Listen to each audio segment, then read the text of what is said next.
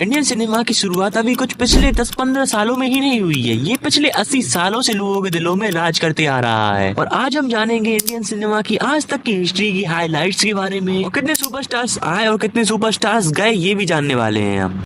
शुरुआत होती है 1950 से with the first superstar Dilip Kumar, Indian cinema का एक लौता ऐसा सुपरस्टार जिसकी 25 से 30 फिल्में लगातार ही सुपर हिट गई थी। और इन्हीं की कॉपी कर करके शाहरुख खान आज इतने बड़े सुपरस्टार बन गए हैं। शाहरुख खान की सुपर हिट मूवी देवदास और ओम शांति ओम जैसी मूवीज भी इन्हीं की कॉपी मूवीज हैं। इनकी दो मूवीज तो मुझे इतनी अच्छी लगी है कि मैं वो मूवीज कभी भी और कहीं पर भी देख लेता हूँ और मुझे वही सेम फीलिंग आती है। कौन सी मूवीज है वो मैं आपको वीडियो के एंड में बताऊंगा। और हम बात करने वाले हैं एक ऐसे सुपरस्टार के बारे में जिसको ब्लैक सूट के अंदर देख के लड़कियां छत पर से गिर जाती थी। इनकी मूवी जाली नोट इतनी ज्यादा सुपर हिट गई थी कि खुद गवर्नमेंट ने इनको ब्लैक सूट पहनने से बैन करा दिया था। अपने टाइम पे ऐसा ऑरा लेके चलते थे देवानंद। मधुबाला के साथ आई हुई मूवी जाली नोट की वजह से तो इनकी किस्मत ही चमक गई थी। और इनकी मौत को 15 साल हो चुके हैं, पर फिर भी इनकी मूवीज अभी तक देखी जाती है और इनके गाने अभी भी सुने जाते हैं। और अब हम बात करने वाले हैं एक ऐसे सुपरस्टार के बारे में जिसका खानदान नहीं है, चलती फिरती फिल्म इंडस्ट्री है। मैं बात कर रहा हूँ राज कपूर के बारे में। करीना कपूर, करिश्मा कपूर और रणबीर कपूर जैसे खतरनाक एक्टर्स इन्हीं की ब्लड लाइन के हैं। और इन्हीं के कारण अगर आपके नाम के पीछे कपूर लग रहा है ना, तो समझ जाओ कि आप एक सुपरस्टार बन सकते हो अगर आपके अंदर पोटेंशियल है तो। इनके बाद इन्हीं के खानदान के ऋषि कपूर भी फिल्म इंडस्ट्री के अंदर आए और रेस्ट इज द हिस्ट्री। आपने भी इनकी कई मूवी देखी होंगी। ऋषि कपूर एक इतने बड़े एक्टर बने हैं इसलिए क्योंकि इनके पापा राज कपूर थे।